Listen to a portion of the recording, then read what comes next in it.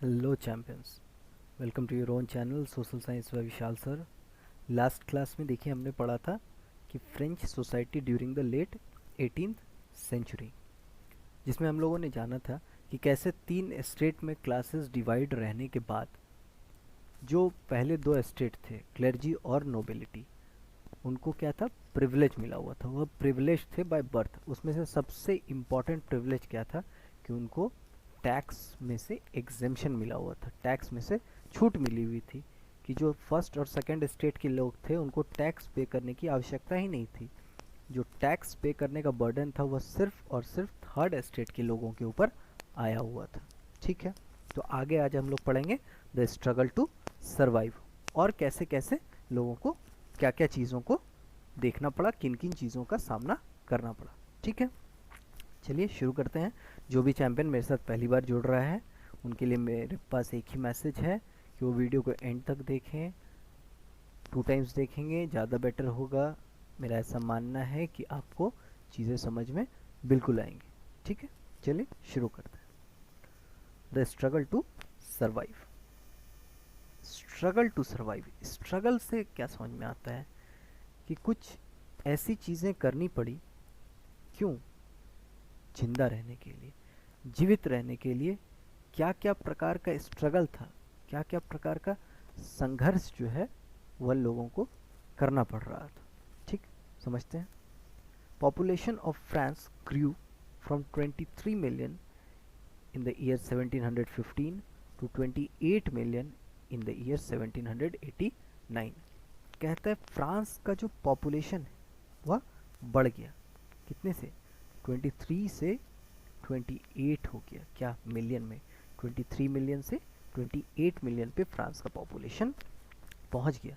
मतलब पॉपुलेशन तो काफ़ी बढ़ गया। अब पॉपुलेशन जैसे ही बढ़ेगा तो उससे क्या हो जाएगा, एक इंक्रीज हो जाएगा। किस चीज़ में? डिमांड बढ़ जाएगा, फूड ग्रेन्स का डिमांड बढ़ जाएगा। जितने लोग होंगे उतने लोगों को भोजन चाहिए होगा, भोजन चाहिए होगा तो डिमांड बढ़ेगा, फूड ग्रेन्स का डिमांड बढ़ेगा। तो कहता है कि जैसे जैसे फूड ग्रेन्स का डिमांड बढ़ रहा था वैसे वैसे प्रोडक्शन नहीं बढ़ रहा था। मतलब लोग तो बढ़ते जा रहे थे, पॉपुलेशन तो बढ़ता जा रहा था, मगर प्रोडक्शन जो है वह उस हिसाब से नहीं हो पा रहा था। तो जब प्रोडक्शन नहीं होगा और डिमांड ज़्यादा होगा तो क्या होगा, जो प्राइस है, जो फूड ग्रेन्स का प्राइस है, ब्रेड का प्राइस है, वह क्या हो गया, बढ़ गया। और ब्रेड क्या था, स्टेपल डाइट था लोगों का, लोगों का एक मुख्य भोजन था कि लोग कम से कम जो है वह, कोई भी गरीब से गरीब भी आदमी था वह अपना जीवन यापन जो है वह ब्रेड खा करके काम चला लेता था। तो ब्रेड क्या था, एक स्टेपल डाइट था, और लोगों के पास अब अपने स्टेपल डाइट को भी पूरा करने का साधन नहीं बचा था। क्यों? क्योंकि price of bread rose very much. ठीक है, कहते हैं कि बहुत सारे ऐसे वर्कर्स थे जो लेबरर्स के तरह एम्प्लॉयड थे दूसरों के वर्कशॉप्स में, जिनके ओनर्स के पास ये अधिकार था कि वह क्या करते थे, उनका वेजेस फिक्स करते थे। उनको कितनी मजदूरी देनी है लोगों को, वह ओनर्स के मन के हिसाब से था कि अगर मन हो गया ओनर का कि 10 रुपये ही देना है, मतलब ये एक एग्जांपल है कि अगर 10 रुपये ही देना है तो वो 10 रुपये ही देते थे। ठीक है, तो अगर 10 रुपये से ज़्यादा में ब्रेड मिल रहा है तो क्या ये संभव है उस लेबरर के लिए कि वह ब्रेड, जो minimum basic requirement of the food है, जो स्टेपल डाइट है, उसको वह खरीद सकेगा? अपने फैमिली का ब्रेड और क्या कहते हैं, वेल टू डू, उसका लाइवलीहुड चल पाएगा? नहीं, इट वॉजेंट पॉसिबल। ठीक, तो इस प्रकार का सर्वाइवल के लिए बहुत संघर्ष करना पड़ रहा था, बहुत स्ट्रगल करना पड़ रहा था।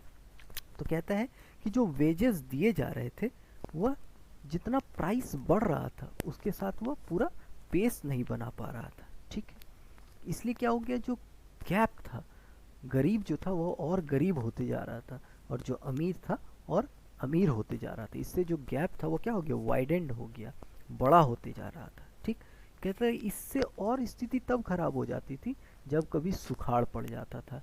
अगर ड्रॉट पड़ गया, सूखा पड़ गया, या हेल पड़ गया, मतलब मान लीजिए कि बर्फबारी हो गई, तो जो भी ग्रेन्स थे वो और ख़राब हो जाते थे। जो भी अनाज उपजने वाले होते थे, जो हार्वेस्ट होने वाला होता था, हार्वेस्टिंग के सीजन तक आते आते ग्रेन्स ख़राब हो जाते थे, अनाज ख़राब हो जाते थे। जब अनाज ख़राब हो जाएंगे तो जो डिमांड है वो बढ़ेगा। डिमांड तो कम नहीं हो रहा है क्योंकि पॉपुलेशन तो बढ़ रहा है, तो डिमांड बढ़ रहा है, बट जो ब्रेड का प्राइस है वो अभी धीरे धीरे बढ़ जाएगा। क्यों? क्योंकि अनाज जो है वो क्या है, शॉर्टेज है उसका, कमी है उसकी। ठीक है, तो इससे कहते हैं कि इससे एक सब्सिस्टेंस क्राइसिस का सामना लोगों को करना पड़ रहा था, जो अधिकतर फ्रांस में हो रहा था। कब? During the old regime. ठीक है, तो जब ओल्ड रेजीम की बात होती है तो हमें किसके बारे में सोचना है? Society and institutions of France before 1789। ठीक है, अब हम लोग देखते हैं कि सब्सिस्टेंस क्राइसिस की बात करते हैं कि सब्सिस्टेंस क्राइसिस आखिरकार था क्या। तो सब्सिस्टेंस क्राइसिस वो सिचुएशन था जहां गैप इसके बीच में between the poor and the rich gets widen. जब गैप जो है वो बढ़ता जा रहा है। जब भी हम लोग सोशल साइंस पढ़ते हैं तो सोशल साइंस पढ़ने में हमें क्या करना है? अपने इमेजिनेशन कैपेबिलिटी को जो है वो इन्हेंस्ड मोड में रखना है, विजुअलाइज करते हुए चीज़ों को चलना है, तो ज़्यादा बेहतर ढंग से हम लोग सीख पाएंगे। ठीक, तो कहता है कि जो पुअर और रिच के बीच में जो गैप था वो क्या हो रहा था? वाइडेंड हो रहा था, और यह बहुत ही मुश्किल था। जो गरीब इंसान था उसके लिए ब्रेड खरीदना भी बहुत मुश्किल था, अपना जीवन यापन करना भी बहुत मुश्किल था। लाइवलीहुड चलाना मतलब अपने जीवन यापन को चलाने के लिए रोज़मर्रा के जीवन में, डेली लाइफ में जो खर्च होते हैं वह भी एक गरीब इंसान करने के काबिल नहीं रहा। इसी को कहा गया सब्सिस्टेंस क्राइसिस।